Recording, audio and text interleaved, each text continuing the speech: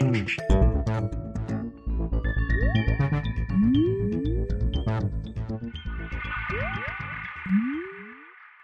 everyone and welcome to The Vortex, where lies and falsehoods are trapped and exposed. I'm Michael Voris. At this time of the year, when we celebrate St. Patrick, our thoughts are drawn to him driving the snakes out of Ireland. Now there's a bishop who knows what to do. Get rid of the snakes. Yes, sirree, no hypocritical babble or about charity or having to be tolerant or not being judgmental from that straight-shooting bishop. He called a spade and did what had to be done. Well, about 1,600 years or so later, we have a lot of snakes in the church. They pass themselves off as loving and kind and full of all sweetness. They feign a concern for their fellow men while riding roughshod over the faith. They've been allowed to fester like a poison because too many bishops have either been in league with them or won't lift a finger to do what needs to be done. Does anyone really think, for example, that Archbishop Rembert Weekland of Milwaukee supported church teaching on homosexuality while he was privately having a homosexual affair for which he was later blackmailed?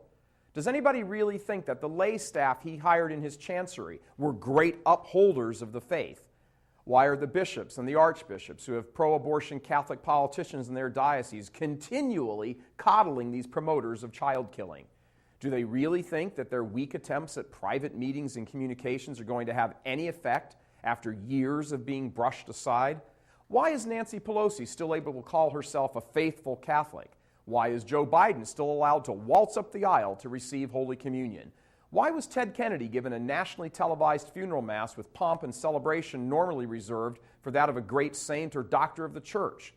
Why are bishops, who had a direct hand in the homosexual clergy sex abuse cover-up, still in their positions of authority?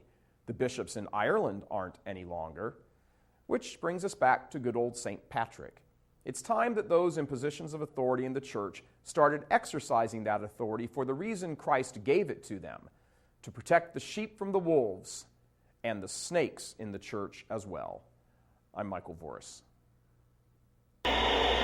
Please help us keep delivering these kinds of messages that so desperately need to be heard and acted on. Join RealCatholicTV.com today as a premium subscriber. Become immersed in the faith established by Jesus Christ. The Catholic Church is the only hope against evil because that is its God-given mission.